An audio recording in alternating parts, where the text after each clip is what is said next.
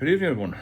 Stephen from Alcohol-Free Lifestyle, here to support you and get you through the worst of your alcohol journey, really, to get sober.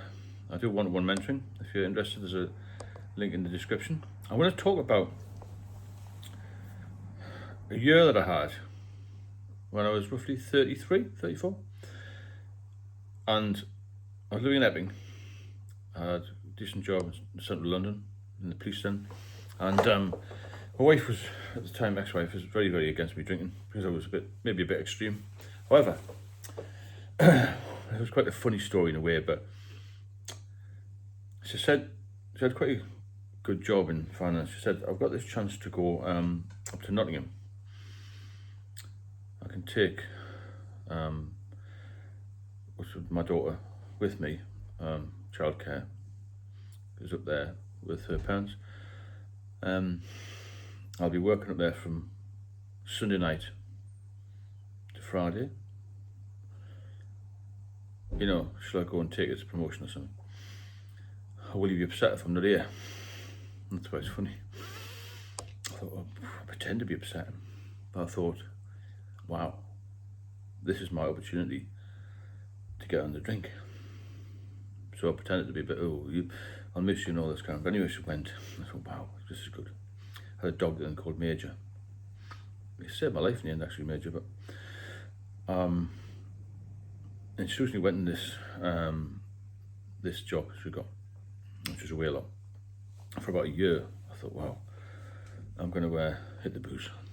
I was already drinking, but I thought, it's like freedom, isn't it? Because if you're married, guys, and girls, in some cases, you know, to get a 24-hour pass or a 12-hour pass to do what you want is amazing, isn't it? But I had a year pass just about. And he said, if you want to come up now and again, just drive up. Although she's going to come down now and again.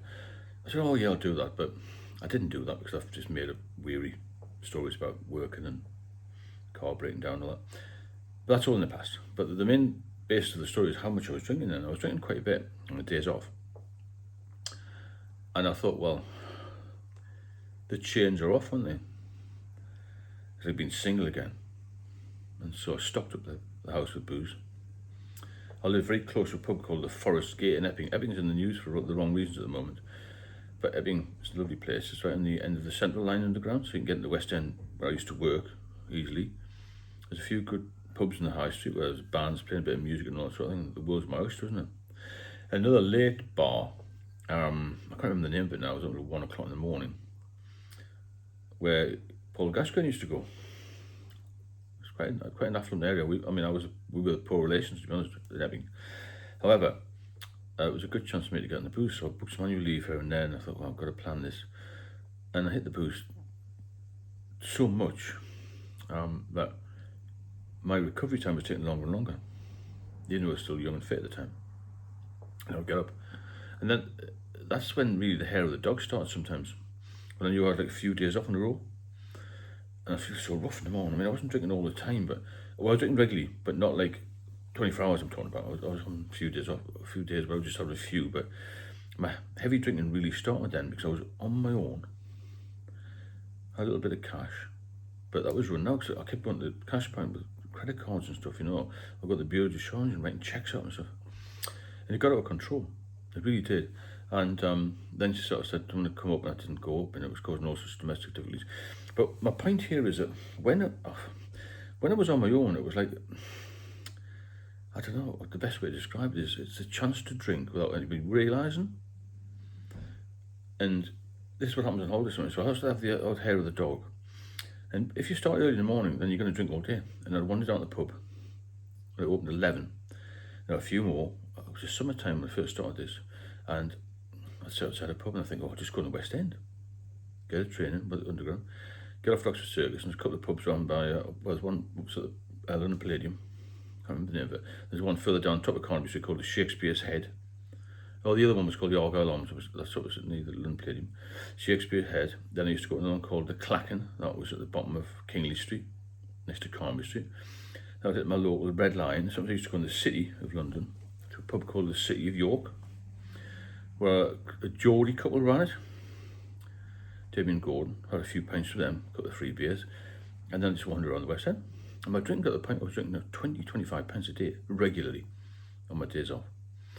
And I'd get myself sober for work again, but every time I'd finish work, I'd still have 2 or 3, maybe more than that, and get the last train home and that sort of thing. And then I would just feel rough the next day. So I had all this, like, I think about 20 odd years of feeling in the state of withdrawal. So when you've got a bit of freedom and you're starting to drink a bit more, you've got to put the brakes on it, because you're drinking more because of opportunity. I think that's what happened with COVID in a lot of ways. People have the opportunity to drink at home because there's nobody watching over what they're doing. And this leads to relapse as well. Because when I was off for 8 years, I started to feel like I can control it again. And the more I was left alone, the more I'd relapse, if that makes sense. If somebody's keeping an eye on you, you've got accountability, then you don't tend to realize. But when you're left on your own, this is when drinking gets out of control. And then we split up and came back to the northeast. Then I drank all the time then, because nobody kept an eye on me. But the times that I was in Epping, I just thought, I felt so good, and it caught up with me very quickly. So I didn't really last that year of heavy drinking, a few months. And then all the shit hit the fan, as it were. Then the bills started coming for the credit cards. I started to hide them, and she would say, where's the bill for the Barclay card? I had about 5 or 6 credit cards, getting into the shit with money. Mortgage rate was going up, another house rented out. Finance was just going down like snow off a dike.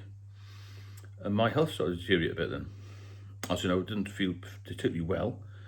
I probably didn't look that well. I probably wasn't performing as well as I should have done. And she drove me to the doctors. And the doctor said, you've got to cut down, you've got to stop. And I didn't, because I thought I knew more than the doctors did. And I carried on. The rest of the story is I nearly died because of alcohol issues and liver failure. So when you get this feeling, I've got an opportunity to drink again, you've got a problem. If you're drinking because of opportunity. And that year, I really suffered in the end, I thought the year was going to be fantastic. It's a fantasy versus reality again with alcohol. You think it's going to be great, you're going to have a good time, and everything's going to be, hunky-dory, make yourself a nice meal. I never did that. I used to drink too much on my days off, come home, not really have much food, take the dog out, have a couple of cans of beer like there, have a few bags of crisps in the pub, didn't eat properly, didn't function properly, and your health deteriorates very quickly.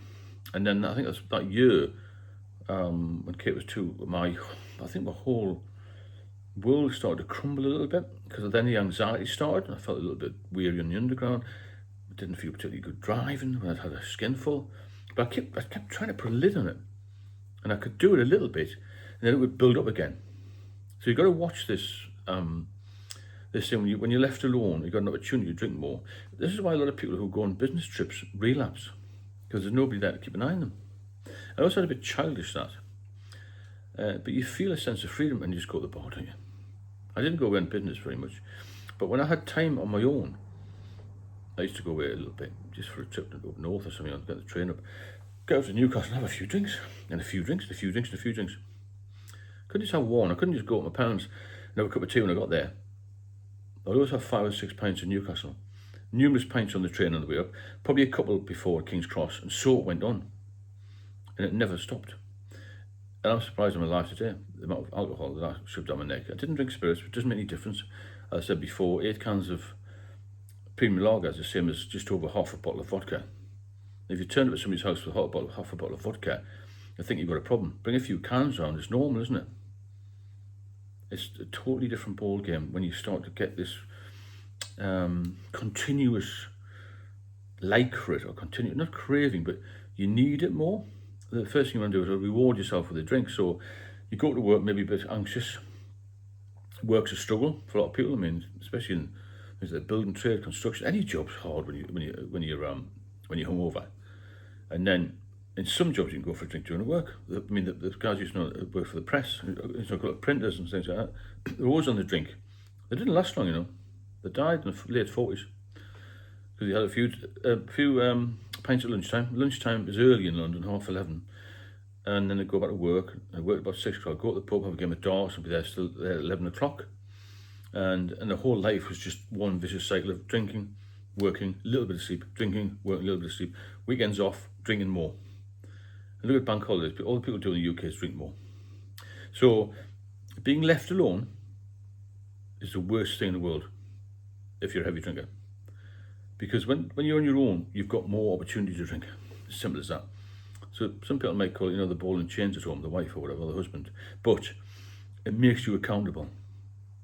And you're accountable for your actions then. You're accountable for, how you are, the way you are, the way you treat people, and how you feel. I never drank as much when I was with a partner than I did on my own.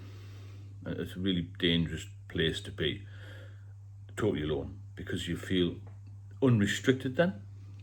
So a couple of things, if you want one-to-one support, there's a link in the description. I've also opened a private WhatsApp group. I'll put the link in there for that as well. I've got an ebook. There's loads of support out there for you. There's 13,500 subscribers here on this channel, all of whom have got some sort of issue with drink. And there's some expert people on there as well, some scientific people. There's people who've been at the bottom of the bottle. There's people who had liver transplants. People like myself who drank heavily and had major problems. People who haven't got too many problems, but they're still aware of they're drinking too much. So get in touch. If you benefit from the videos, and please like and share them on to other people, because there's a lot of people struggling. I haven't spoken to many families who haven't been touched by alcohol in some way. And if you get the opportunity to drink more, cut it back, because it'll throw you into a whole world of trouble. Because I've been there. Trust me, I'll speak soon.